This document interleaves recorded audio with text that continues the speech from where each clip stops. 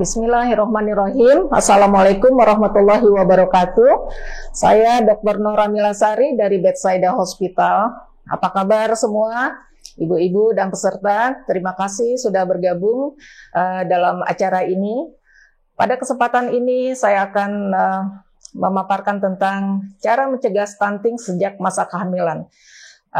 Tentu ini adalah materi yang sangat berguna dan menarik, terutama bagi ibu-ibu yang menginginkan anak yang sehat, cerdas, dan unggul. Stunting. Apakah itu stunting? Stunting adalah kondisi gagal tumbuh pada anak balita akibat kekurangan gizi kronis. Anak stunting biasanya lebih pendek dibandingkan anak-anak lain seusianya.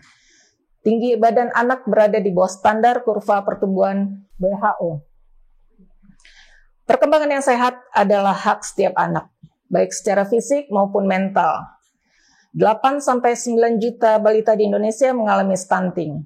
Hal ini menjadikan Indonesia sebagai prevalensi tertinggi di Asia Tenggara, diikuti oleh berikutnya Laos, Kamboja, dan Timor Leste. Kalau kita tidak berbuat apa-apa, maka anak-anak Indonesia akan menjadi generasi yang hilang. 1000 hari pertama sangat penting untuk pertumbuhan bayi. Apabila bayi tidak mendapat pertumbuhan baik, dapat merusak perkembangan fisik dan kognitif. Lebih rentan terhadap penyakit, banyak mendapatkan rintangan di sekolah, obesitas kepada saat dewasa, dan rentan menderita penyakit jantung, diabetes, dan penyakit degeneratif lainnya. Stunting ini berkembang dalam jangka panjang karena kombinasi atau salah satu dari faktor-faktor berikut. Yang pertama adalah kurang gizi kronis dalam jangka waktu yang lama. Yang kedua, retardasi pertumbuhan intrauterin. Yang ketiga, tidak cukup protein dalam proporsi total asupan kalori. Yang keempat, anak sering menderita infeksi di awal kehidupan si anak. Stunting ini tidak dapat disembuhkan. Jadi, kalau awalnya stunting, dia akan berkembang stunting sampai dia dewasa. Stunting tidak dapat disembuhkan, tapi dapat dicegah. Yang pertama dengan pemenuhan kebutuhan gizi bagi ibu hamil. Mendapatkan nutrisi yang baik dimulai ketika saat awal kehamilan harus mendapatkan makanan sehat dan seimbang. Dilanjutkan dengan memberikan ASI eksklusif selama 6 bulan pertama. Setelah 6 bulan berikan bayi makanan pendamping ASI dan berikanlah ASI selama 2 tahun berikutnya. Kemudian kita dapat dicegah dengan memberikan akses air bersih dan fasilitas sanitasi. Dan jangan lupa untuk memantau pertumbuhan balita di posyandu atau di sarana kesehatan lainnya. Berikut adalah masalah kekurangan gizi di Indonesia. Yang pertama adalah berat bayi dengan berat lahir rendah. Yang disebut dengan berat badan lahir rendah adalah apabila berat lahirnya kurang dari 2.500 gram. Baik dia cukup bulan ataupun tidak cukup bulan. Ini sekitar 10,2%. Yang berikut, balita di Indonesia memiliki berat badan tidak sesuai dengan usianya. Atau balita dengan gizi kurang. Ini sebesar 19,6%. Dan porsi terbesar masalah kekurangan gizi di Indonesia sebanyak 32,2% adalah stunting. Yaitu balita di Indonesia memiliki tinggi badan tidak sesuai dengan usianya. Apakah dampak dari stunting? Dampak dari stunting itu adalah ada dampak jangka pendek dan dampak jangka panjang. Jangka pendek, anak mudah sakit, kemudian terdapat hambatan pertumbuhan, hambatan kemampuan kognitif, kemudian penurunan fungsi kekebalan. Kemampuan kognitif, apa itu kemampuan kognitif? Adalah kemampuan yang meliputi semua kegiatan mental atau otak. Segala upaya yang menyangkut aktivitas otak adalah termasuk dalam ranah kognitif. Ranah kognitif ini memiliki 6 jenjang atau aspek, yaitu pengetahuan, hafalan, dan ingatan. Kemudian yang kedua adalah pemahaman, yang ketiga penerapan, yang keempat analisis, yang kelima sintesis, dan yang keenam adalah penilaian, penghargaan, dan evaluasi. Apabila anak-anak tidak mendapatkan mikronutrien yang baik dan menderita stunting, maka dapat dipastikan anak-anak akan mempunyai masalah di sekolah. Berikut adalah dampak jangka panjang dari stunting, yaitu obesitas, penurunan toleransi glukosa sehingga pada dewasa anak bisa menderita diabetes mellitus, penyakit degeneratif, yaitu penyakit jantung koroner, hipertensi, osteoporosis. Sehingga jika anak dewasa dia akan kesulitan untuk bisa bersaing dengan yang lain sehingga akan menimbulkan kerugian ekonomi. Stunting terjadi sejak dalam kandungan dan akan nampak saat anak berusia 2 tahun.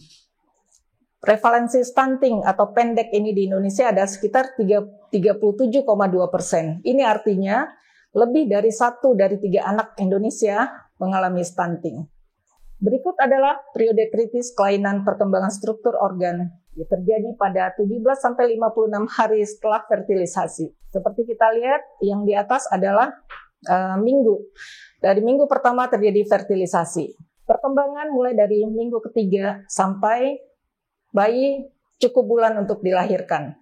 Seperti kita lihat, perkembangan saraf dimulai dari awal, sangat cepat perkembangannya sampai usia kehamilan 6 minggu dan akan terus berkembang sampai bayi dilahirkan. Begitu juga dengan jantung, dimulai dari awal dan kritikalnya itu sampai 6 minggu.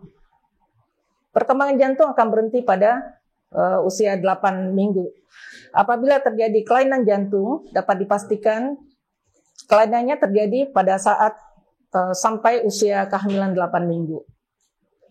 Begitu juga dengan mata dimulai perkembangannya dari usia 4 minggu, kaki juga, kemudian palatum atau mulut dimulai dari 6 minggu sampai usia kehamilan 9 minggu. Berikutnya adalah genitalia luar, dimulai perkembangannya dari usia 7 minggu sampai anak cukup bulan, 38 minggu. Begitu juga dengan sistem pendengaran atau telinga, dimulai dari perkembangannya dari usia kehamilan 4 minggu sampai usia kehamilan 4 bulan atau 16 minggu.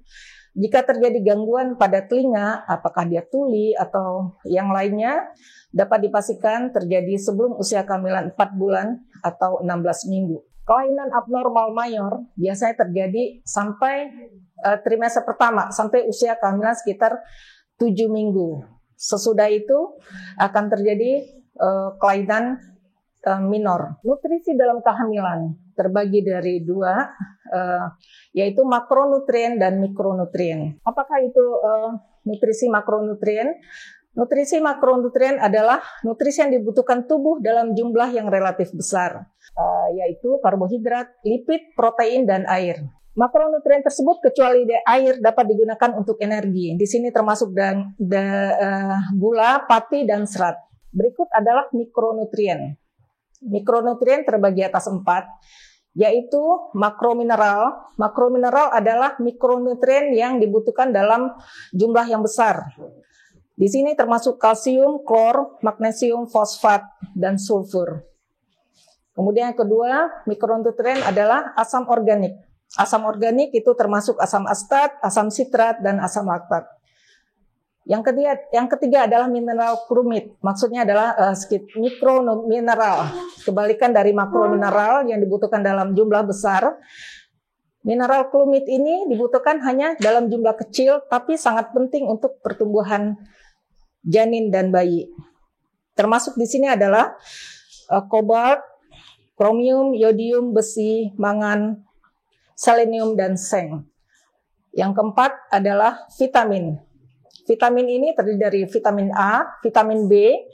Vitamin B kompleks itu terdiri dari vitamin B1, B2, B3, B4, B5, B6, B7, B8, B9, dan B12. Berikutnya adalah vitamin yang larut dalam air, yaitu vitamin C, D, E, K. Berikut adalah intervensi gizi spesifik pada ibu hamil. Zat besi, asam folat, dan yodium merupakan nutrisi penting yang wajib dipenuhi oleh ibu hamil untuk mencegah stunting. Kekurangan zat besi dan asam folat dapat meningkatkan resiko anemia pada ibu hamil. Dan anak yang lahir dari ibu hamil dengan anemia lebih beresiko mengalami stunting. Kebutuhan nutrisi selama kehamilan. Kebutuhan makronutrien seperti energi dan protein meningkat selama kehamilan untuk mempertahankan homeostatis atau keseimbangan ibu sambil mendukung pertumbuhan janin. Pembatasan energi dapat membatasi kenaikan berat badan selama hamil pada wanita dengan obesitas. Akan tetapi, tidak cukup bukti untuk mendukung pembatasan energi selama kehamilan. Mikronutrien tertentu, misalnya asam folat, berguna untuk mencegah cacat tabung saraf dan yodium untuk mencegah kretinisme, atau yang orang awam menyebut cebol. Vitamin sangat penting untuk fungsi sel normal, pertumbuhan dan perkembangan janin. Berikut adalah mikronutrien yang berperan pada perkembangan dan fungsi organ janin dan neonatal. Organ janin, misalnya liver, itu memerlukan mineral besi, seng, kuprum, zinc, dan kadmium. Sementara vitamin yang diperlukan untuk perkembangan liver adalah vitamin A, B12, folin, dan asam folat. Untuk perkembangan jantung, mineral yang diperlukan adalah kuprum dan zinc. Sementara vitamin adalah vitamin A dan vitamin D. Untuk ginjal, mineral yang diperlukan adalah besi, kadmium, zinc, dan Pb. Sementara vitamin A sangat diperlukan untuk pembentukan ginjal. Untuk otak sangat diperlukan besi, kuprum, zinc, dan iodium. Dan vitaminnya vitamin A, B6, B12, asam folat, dan biotin. Sementara jantung, mineral yang diperlukan adalah kuprum, zinc, dan kadmium. Vitaminnya adalah vitamin A. Dan kalsium serta magnesium sangat diperlukan untuk pembentukan tulang. Begitu juga dengan vitaminnya adalah vitamin D, E, dan C. Berikut adalah peran mikronutrien terhadap perkembangan otak, yaitu terdiri dari vitamin A, zat besi, vitamin B12, zinc, asam folat, dan folin. Ini sangat diperlukan untuk perkembangan struktur dan metabolik otak, mielinisasi neuron, atau proses pembentukan selubung mielin, dan serabut-serabut saraf, serta fungsi neurotransmitter. Berikut adalah vitamin B kompleks. Vitamin B1 atau tiamin banyak terdapat di gandum, vitamin B2 terdapat di kacang-kacangan, B3 banyak terdapat di alpukat, vitamin B5 di jamur, sementara di ikan salmon banyak mengandung vitamin B6 atau piridoksin. Sayur-sayuran hijau banyak mengandung vitamin B7 dan B9, dan di telur banyak mengandung vitamin B12. Defisiensi asam folat. Defisiensi asam folat akan meningkatkan resiko preeklamsi dan kelainan kongenital. Suplementasi dengan asam folat selama prakonsepsi dan kehamilan dini sangat penting dan dapat mencegah 40-80% cacat tabung saraf seperti spina bifida. Spina bifida adalah kelainan cacat tabung saraf di sepanjang spine. Jadi bisa ada defek di pinggang, di punggung bagian belakang. Tabung saraf berkembang dalam 4 minggu pertama kehamilan. Efek perlindungan suplemen asam folat berkurang setelah kehamilan ditetapkan. Di sebelah kiri adalah contoh-contoh dari akibat dari kelainan asam folat. Yang pertama adalah tidak berkembangnya atau tidak terbentuknya otak, terus kemudian ada spina bifida, dan lain sebagainya. Berikut adalah zat besi. Kekurangan zat besi menyebabkan anemia. Keluhan pada ibu hamil adalah cepat lelah, sering pusing, mata berkunang-kunang, dan keluhan mual muntah. Yang lebih hebat dalam kehamilan muda. Dalam kehamilan, Hb 11 gram persen itu menunjukkan tidak anemia. Hb 9-10 gram persen disebut anemia ringan, anemia sedang 7-8 gram, dan anemia berat apabila Hb kurang dari 7. Kebutuhan zat besi selama kehamilan. Anemia merupakan salah satu masalah kesehatan yang sering ditemukan di Indonesia. Bukan hanya di Indonesia, tapi di seluruh dunia. Rekomendasi WHO untuk kebutuhan zat besi selama kehamilan adalah 30 mg sampai 60 mg per hari bagi wanita hamil. Apa akibat anemia pada janin? Apabila ibu menderita anemia pada hamil muda, dapat menyebabkan abortus, kematian intrauterin, persalinan prematuritas tinggi, berat badan bayi lahir rendah, dan dapat terjadi cacat bawaan. Berikut adalah suplementasi zat besi untuk menghindari defisiensi zat besi.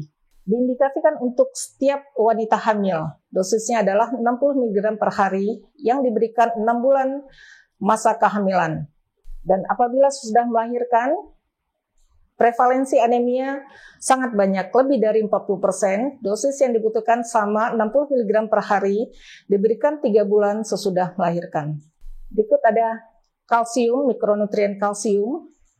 WHO merekomendasikan suplementasi kalsium selama masa kehamilan untuk mencegah preeklamsi. Dosisnya 1.500 sampai 2.000 mg per hari, diberikan setiap hari dengan dosis terbagi 3 kali sehari. Diberikan sejak usia kehamilan 5 bulan atau 2 minggu sampai masa akhir kehamilan. Dan preparat kalsium ini diberikan kepada semua wanita hamil, khususnya yang berisiko tinggi terhadap hipertensi dalam kehamilan. Vitamin D. Vitamin D berfungsi dalam metabolisme kalsium dan meningkatkan imunitas. Defisiensi pada ibu hamil menyebabkan penyakit neonatal rickettsia atau penyakit tulang pada bayi. Pada ibu menyebabkan preeklamsi, kemudian kelahiran preterm, dan berat bayi lahir rendah. Berikut adalah prospek meningkatkan kesehatan mental masa depan anak-anak melalui suplementasi mikronutrien ibu prenatal. Yang ini dilakukan penelitiannya di Cina. Jadi ibu-ibu diberikan asam folat, vitamin D, folin, dan omega 3 fatty acid. Ini terbukti dapat memperbaiki perkembangan otak pada bayi sehingga dapat mencegah mental illness atau memperbaiki kesehatan mental dalam kehamilan. Mikronutrien berikutnya yaitu yodium. Yodium sangat penting bagi perkembangan otak, sehat bagi janin dan anak balita. Kebutuhan yodium seorang wanita bertambah secara substansial selama masa kehamilan untuk memastikan pasokan yang cukup bagi janin. Kekurangan yodium yang parah selama perkembangan menghasilkan hipotiroides ibu dan janin dan terkait efek kesehatan yang serius, termasuk kreatinisme dan keterbelakangan pertumbuhan. Yodium banyak terdapat di rumput laut, ikan laut, dan yogurt. Bagaimana konsumsi yodium di Indonesia? Gangguan kekurangan yodium telah diakui sebagai penyebab kerusakan otak yang paling umum. Di Indonesia, sekitar 50-60% daerah adalah wilayah endemik dengan gangguan kekurangan yodium. Konsumsi yodium rendah terbukti dikaitkan dengan stunting. Pada anak usia 5 tahun yang tidak mencukupi asupan yodium, sebanyak 73,1% pertumbuhannya terhambat. Sementara anak di bawah 5 tahun yang mendapat asupan yodium yang cukup pun sebanyak 4,8% pertumbuhannya juga terhambat. Yang cukup aja ada bukti pertumbuhannya terhambat, apalagi yang asupannya tidak mencukupi. Berikut adalah penjabaran perbandingan komposisi diet ibu hamil dan laktasi. Apabila sebelum hamil diperlukan kalori sebesar 2.200 kalori, saat hamil terjadi peningkatan kalori sebesar 300 menjadi 2.500, dan masa laktasi kebutuhan meningkat menjadi 2.600. Sementara protein juga meningkat kebutuhannya dari sebelum hamil sebesar 55, saat hamil 60 mg, dan laktasi meningkat 65. Begitu juga dengan vitamin larut dalam air dan mineral. Nah, bagaimana kita bisa mengetahui apakah ibu hamil ini mencukupi kebutuhan nutrisinya, makronutrien maupun mikronutrien? Salah satunya bisa kita nilai dari peningkatan berat badan pada saat ibu hamil memeriksakan kehamilannya atau antenatal care. Bagaimana kita mengetahuinya? Ini peningkatan berat badannya cukup atau tidak? Jadi sebelumnya kita harus menghitung indeks massa tubuh atau IMT sebelum hamil. Jadi perlu diketahui pada saat ibu hamil memeriksakan kehamilannya pertama kali, kita akan tanya berat badan sebelum hamilnya berapa. Apabila IMT-nya sebelum hamil kurang dari 19,8, peningkatan berat badan dianjurkan selama hamil adalah 12,5 sampai 18 kg. Apabila indeks massa tubuhnya 19,9 sampai 25,9, peningkatan berat badan dianjurkan selama hamil 11,5 sampai 16 kg. Apabila ibu agak gemuk dengan indeks massa tubuh 26 sampai 29, peningkatan berat badan yang dianjurkan adalah lebih kecil, yaitu 7 kg sampai 11,5 kg. Dan apabila indeks massa tubuhnya 30 atau lebih, peningkatan berat badan yang dianjurkan adalah hanya 6 kg. Bagaimana cara menghitung indeks massa tubuh? Rumusnya adalah berat badan dalam kilogram dibagi dengan tinggi badan kuadrat. Maka kita akan mendapatkan indeks massa tubuh. Berikut adalah yang disebut tumpeng gizi seimbang. Ya, jadi kalau kita lihat ini di dasarnya adalah air. Air itu merupakan konsumsi terbesar pada saat hamil. Berikutnya harus dikonsumsi secara besar, ya banyak, yaitu makanan pokok bisa 3-8 porsi per hari, meliputi nasi, kentang, umbi-umbian, biskuit, roti, dan lain sebagainya. Berikutnya adalah harus dikonsumsi dalam jumlah yang sedang, sayuran 3-5 porsi, kemudian buah 3-5 porsi per hari. Berikutnya yang di atasnya adalah yang harus dikonsumsi lebih sedikit daripada ya sayuran, ya, termasuk itu protein, kacang-kacangan, produk-produk dari susu, ya, dan yang paling sedikit dikonsumsi adalah yang terakhir, itu termasuk itu garam, kemudian lemak dan minyak. Jadi prinsipnya adalah ibu hamil harus membiasakan makan beraneka ragam, pola hidup bersih, pola hidup aktif dan olahraga, dan memantau pertambahan berat badan. Kesimpulan, mikronutrien hanya diperlukan dalam jumlah yang sangat kecil, tetapi sangat penting untuk fungsi fisiologis normal dan pertumbuhan serta perkembangan janin. Bukti terbaru menunjukkan bahwa memberikan beberapa suplemen mikronutrien untuk wanita hamil dapat mengurangi resiko berat bayi lahir rendah dan ukuran kecil untuk usia kehamilan, dibandingkan dengan suplementasi zat besi dan asam folat saja. Terima kasih Mbak Nata, terima kasih Mbak Christine, sehat selalu, tetap jaga prokes di masa pandemi ini. Terima kasih dong, Sampai jumpa. Sampai jumpa.